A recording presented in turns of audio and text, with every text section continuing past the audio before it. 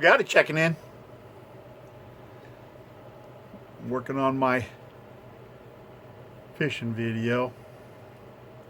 I've decided I'm going to break it up into the different types of fish. So I'm going to work on it.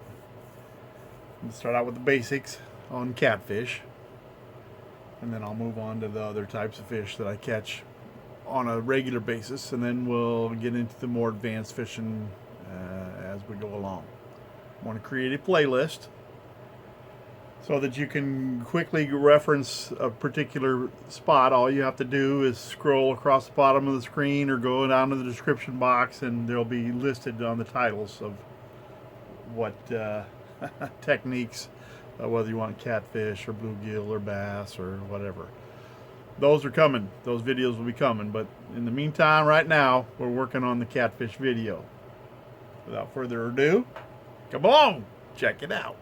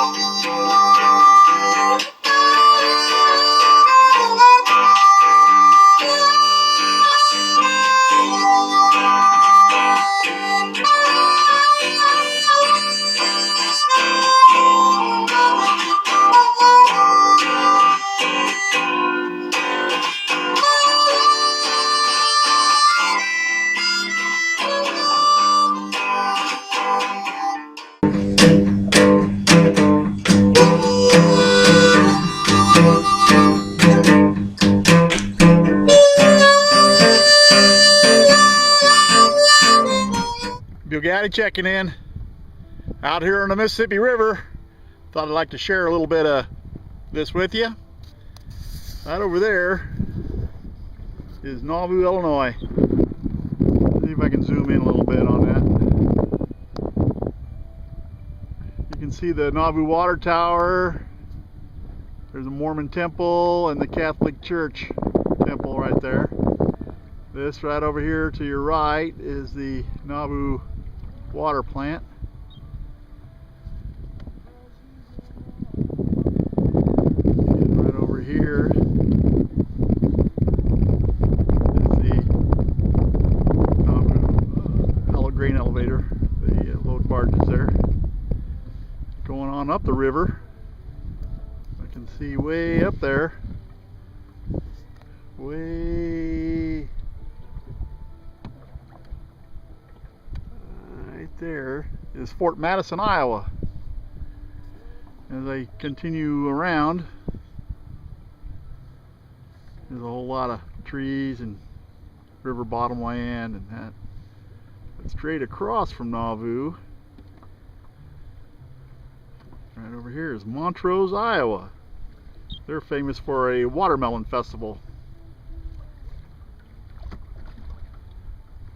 It's just a small little Iowa town, river town, not unlike Nauvoo.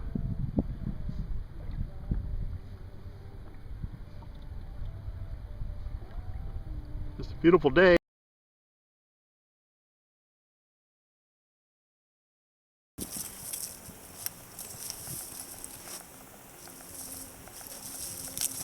He had to go down and get all dirty, didn't he? Yep. That one there jumped out of the bucket when I was fishing. Got a long gut? All on gut. In a short period of time, or? 12:30. Nice. What time is it? 4:30. 3 hours. Yeah, not bad. And it's March 6th or 7th? March 7th today. That's awesome, because normally... Just about the earliest. Yeah, because usually it's end of March. So it's a couple weeks early. And the weather, the trees are looking at, the plants are looking like it too. Well, my tulips, are up. stuff like up, like this high. Yeah. It's supposed to be May. They have the tulip festival. Showers, April showers. Spring May flowers. Yeah. I'm fishing some shad gut on this pole right here, and then on this pole right here, the one that's got all the action on it, has been a Nightcrawler. I just got an egg sinker on there with a swivel and a wide gap hook. I'll show you some fish here. I put that beer bottle in there so you can have a relative size of the fish. That's probably about a 2 pound, maybe a 2 1/4 pound channel catfish, and a freshwater drum. And that's going to be my supper for tonight. My pole is a Berkeley glow stick, and it is a medium weight, medium duty. I got a Zebco Rhino XL reel, and then I'll show you how I got it rigged up. All right, you can see my egg sinker. I think that's about a 1/2 ounce lead egg sinker, and it slides. It's got a hole through the middle of it and slides up and down the line. So when the catfish or the fish take the line, it pulls right through that sinker. So that sinker can be laying down there in that Mississippi River mud, and the line goes right through, and it's much more sensitive to the tip of the rod. That's my setup. I hope you like it. Hope you try it. Hope this inspires you to go out and catch fish. I'm fishing offshore and I'm not casting out very far, maybe 20 yards out, maybe not even that far. The water's up and there's a lot of debris coming down the river, so I'm fishing in close, and that seems to be where the fish are at right now. So hey, go try it out.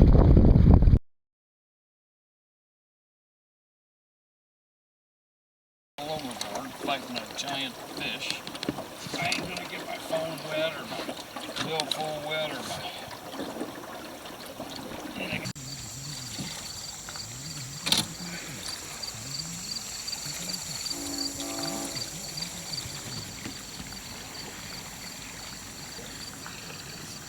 This is the typical setup.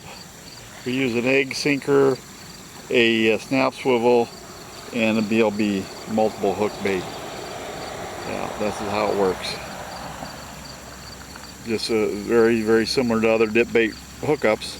I have found that with those BLB baits that you don't need to set the hook.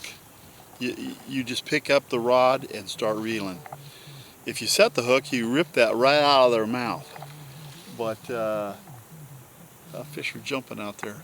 But yeah, if you just pick it up and start reeling in, they're double hooked with that lure right across their mouth. If they're small, they'll only have one hook in them. But if they're a bigger fish like that, it's just right. It's just right. And it works, I'm telling you. Well,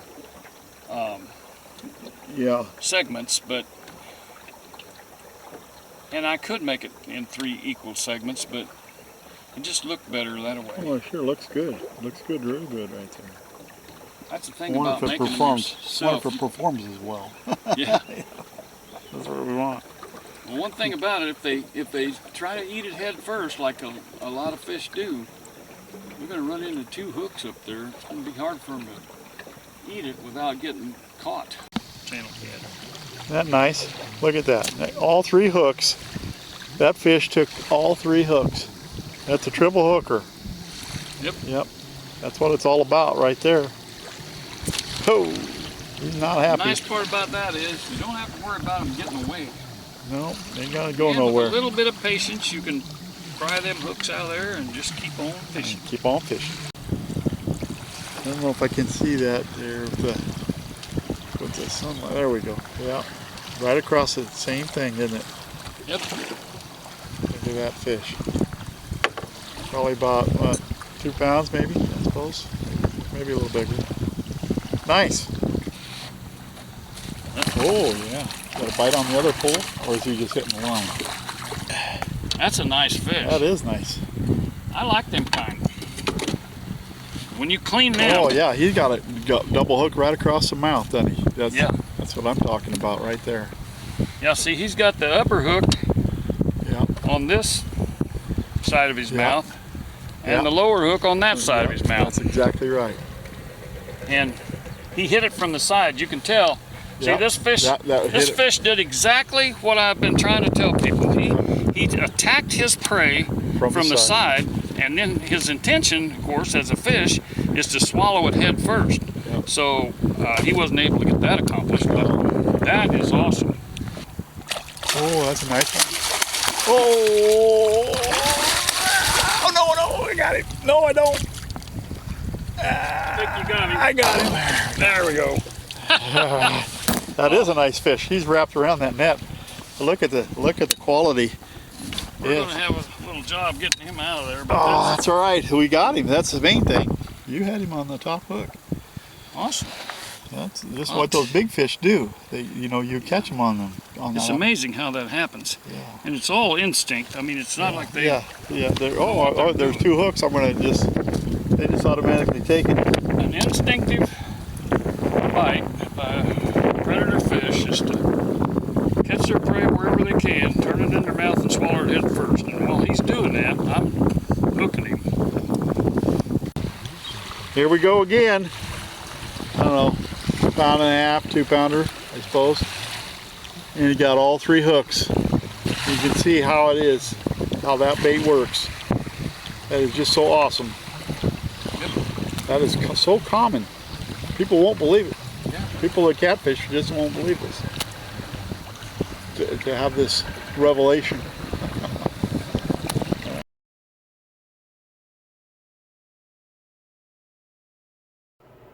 I got to tell you a little story. Back when Bill Goudy Jr. was just a little shaver, and we were fishing a little lake over in Memphis, Missouri. And we'd been bass fishing all day. And it's getting to be about dusk. And this is a lake where you can catch bass after dark. In fact, it was so dark at different times that we fished over there that you could throw your lure out. And here it would be a spinner bait or a top water, and you could hear that bait, but you couldn't see it. But all of a sudden you'd hear a big explosion and feel the bass attacking that after dark. Well, long story short, on this particular fishing adventure, we saw a bunch of people sitting on lawn chairs. It looked like maybe a couple different families, and they were sitting not very far from the boat ramp. And we were trolling back in, and we had our limit of bass, and I don't know, might have had some crappie too. But they had big 2-inch bobbers, and they were fishing, I don't know, maybe 2 foot deep, and they weren't throwing them out very far from shore at all. And we got to talking to each other about, don't we feel sorry for those people that they don't know how to catch fish and when they like to see our cooler. And to our surprise, when we get up there, they had a stringer catfish you would not believe. Those people knew exactly what they were doing. They knew how to fish that lake, and they knew what to do. Since that time, I've used that technique many, many times. That same technique is actually what I do when I'm catching catfish, and you'll see that later in this video. I'm catching catfish on my ultralight. I'm using a slip bobber and fishing in the backwaters without any major current or anything.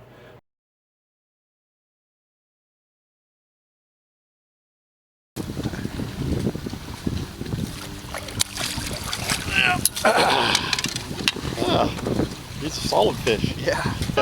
Yeah, oh yeah. He's worth waiting for.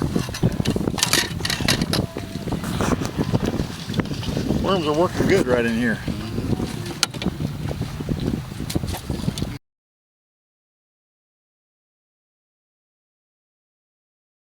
That just goes to show that there are so many different types of fishing techniques. Your imagination is your limitation. I will say one thing that I have noticed is that most inexperienced fishermen they think of fish as thinking like people. Fish don't think like people. They they have basic responses, and you have to think like a fish. They're interested in food and spawning, you know, not unlike people. That's for sure. But the presentation, so that it looks like a natural bait, so that they can take the opportunity to feed. You can't always make it happen, but you got to be there when it does happen. Because I've caught big fish on little bitty baits. I've caught big fish on big baits. So, you know, the size of the bait does not always matter. It's the presentation of the bait. You'll see. Watch the video.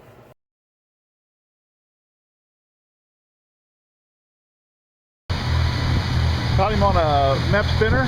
Yep, that's helix. What, the helix? Helix. Nice. You can live there.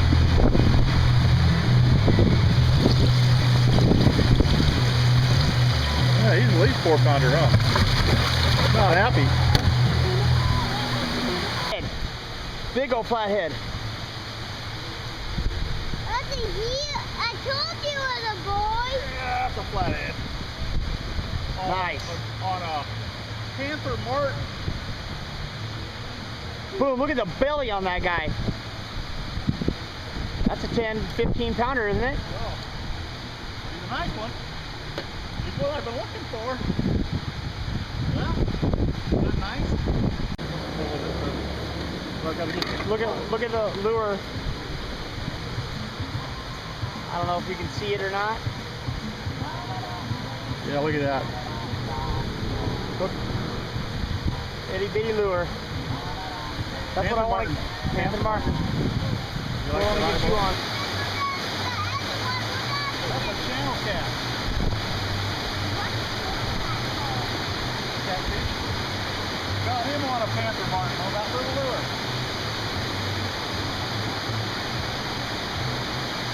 Hey, Jacob. What?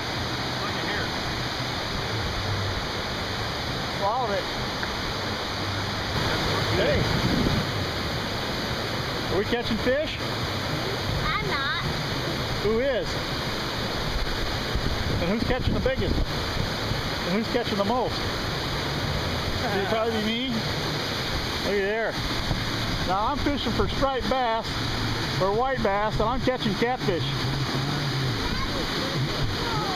So you got a little, I don't know if you can see down in there or not. I'm fishing a Panther Martin, and it's a little bitty lure, and they're taking that. And that big fish is taking that. I'm catching them on ultralight. I've caught them on ultralight before, but I've been not fishing lures like this. They're definitely hungry.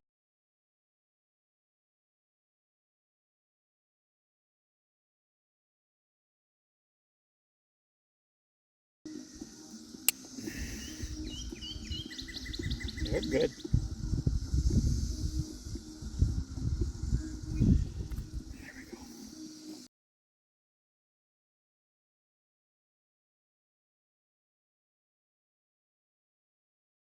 When I bait a minnow for catfish, I like to use the J hook, what I call a J. It's a regular hook, but the minnow is hooked like a J.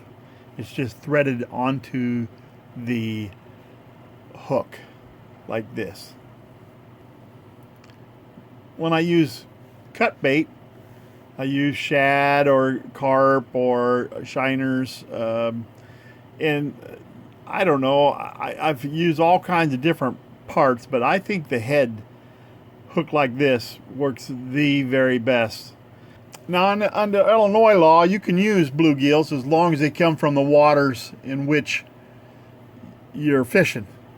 So I do catch a lot of bluegill right out of the Mississippi River, and I like to use them for bait. They work good, especially for those flatheads. But I catch some big old catfish on them as well. So I like to hook them just right in that back of that dorsal fin and let them swim around like that.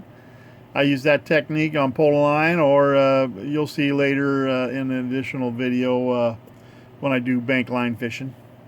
Now, I like to bait my worms I thread the hook through the worm and I bait them along.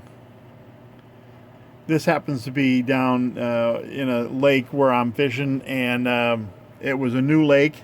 So I'm going for, as you can see, that worm is well chewed up, but when I start out with a fresh worm, it just looks like a natural presentation.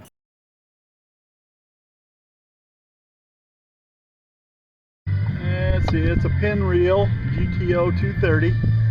I believe that's, I think, 125 pound test line on there. The different color of the line designates the depth or the length of the line. And it's a Shakespeare sturdy stick. KRNQ. It's a heavy duty outfit. We're looking for bigger fish than a 3-pounder. Guarantee you that. And just waiting for the bigger ones to come along.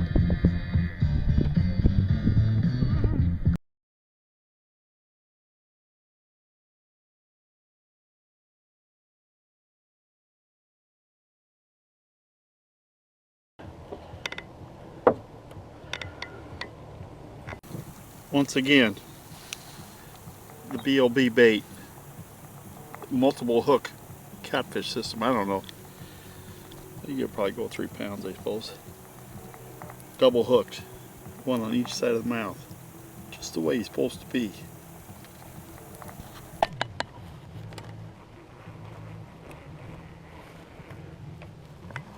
Yeah.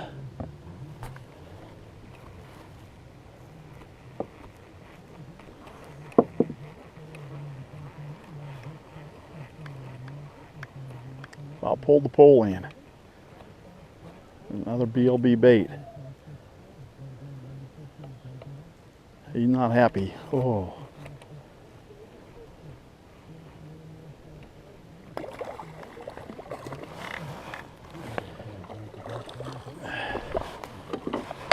Not as big as that last one, but he's talking to me. Yeah. Again, I didn't set the hook. All I did was reel in. Look at that. He's probably 2-pounder. He bit it like a 5-pounder. He sure did. Like I don't know if you can see that. It's actually hooked in that whisker, but I bet he was going for it across the mouth there.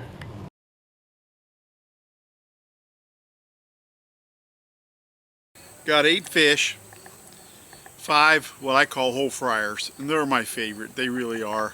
I mean, you know, I'll eat the 6-pounder, that's for sure. I filleted him out, but my favorites are those ones that are just 12 to 15 inches, about a pound, right around a pound, 3/4 of a pound to 1.5 pounds at the most. Anything bigger than anything 2 pounds or more, I fillet. I have a chunk of catfish. I just love that. It's good, and that's probably the best way to cook them. I was using the Triple S, the Sunny Super Sticky, my favorite bait, and the BLB custom lures. You dip them into the catfish bait and cast them out with a slip sinker. And I'm telling you, this bait by far outfishes anything else I've fished. It really does. It does work. And as far as I know, I've sent him to Georgia, Calvin's Corner 72. He tried them and he caught fish with them. I sent him to Rick Harris up in North Dakota. The catfish chick or catfish girl, maybe it's country girl now, but she was in Texas. I sent her some and she caught catfish with them. Now, you know, I think the biggest fish I've ever caught on BLB and the Sunny's combination is a 10-pounder. Not to say that you couldn't catch anything bigger than that, but the majority of the fish are the smaller fish. And those are the ones I prefer. I really prefer to eat the smaller fish. They're better for you, I think. But you can buy, I think he sells them by the dozen, and they work. They got triple hooks or double hooks. I don't know. I like them both. You know, at one time I thought a triple hook was the only way to go, but you know, when you get into the right fish, those double hookers, you always catch them right across the mouth with a hook on each side. What more can you ask for, you know? And if you get into them smaller fish, the triple hooks, you know, the smaller fish you'll catch them with a smaller mouth. But I don't know, a lot of times you'll catch a smaller fish on the upper hook because they're picking that bait up sideways, and it works. Yeah, the hardest thing I've found is that what happens is that fish picks up that bait and takes off with it. You want to set the hook. Well, so many times you rip that hook right out of their mouth. And if you just pick up the reel and just start reeling it in without setting the hook, you'll by far catch more fish. By far. It's a little secret I've found. I mean, I've missed so many fish at first and not realizing what was happening, and then it hit me. Just pick it up and reel it in. That's all there is to it. None of this jerking stuff. Just reel it in, and they'll be hooked right across. Yeah.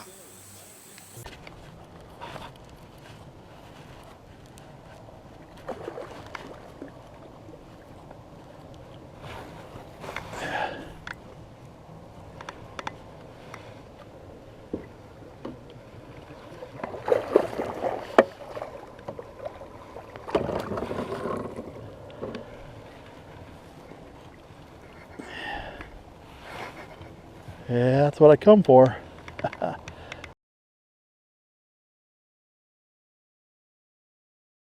Alright, if you look at this slip bobber and you see that it has a small orange bead that's been placed in the inside, if my camera will focus properly, and it has a small hole in it, and then this bobber stop, I can show it here, this red little bobber stop, I think that's a Bud's bobber stop, or it could be Arnold's bobber stop. I get both of them. As that bobber slides up the line, it will hit that and won't go any further. Yet this stop is small enough it can be reeled right up into your reel, and so I can reel up and cast with a small amount of line. Now if I have a clip-on bobber and I want to fish 4 foot deep, I have to have over 4 foot of line out here. That makes it very hard to cast with a clipped-on bobber. With this, I can easily just slide this red stop up the line, and I'm ready to go. It's just that simple. That's the advantage of having a slip bobber. I can fish 30 foot deep with a slip bobber just by sliding that little bobber stop up or down the line. I hope that makes that clear for you. There's lots of different styles of slip bobbers and lots of different styles of bobber as far as that goes. But I think that the flexibility, the sensitivity, the slip bobber has a big advantage over most other bobbers. So, all right. I received this set of slip bobbers from Cowboy Up 1251, and he sent me a nice selection. And each slip bobber has a use for a particular type of purpose. Today I'm going to be fishing in a lake and not much current, and I'm going to be fishing for panfish, bluegill, and crappie, maybe a bass or two. And I'm going to choose this slip float right here. And each others I'll show you on a different video on how we're going to use those. But this is my #1 choice for panfish or a bluegill right now. And these are so darn pretty, I hate to even use them, but he insists. So we're going to give it a try.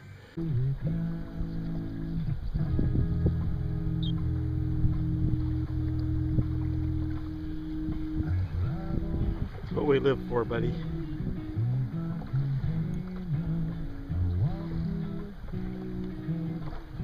That's what we live for. Outstanding.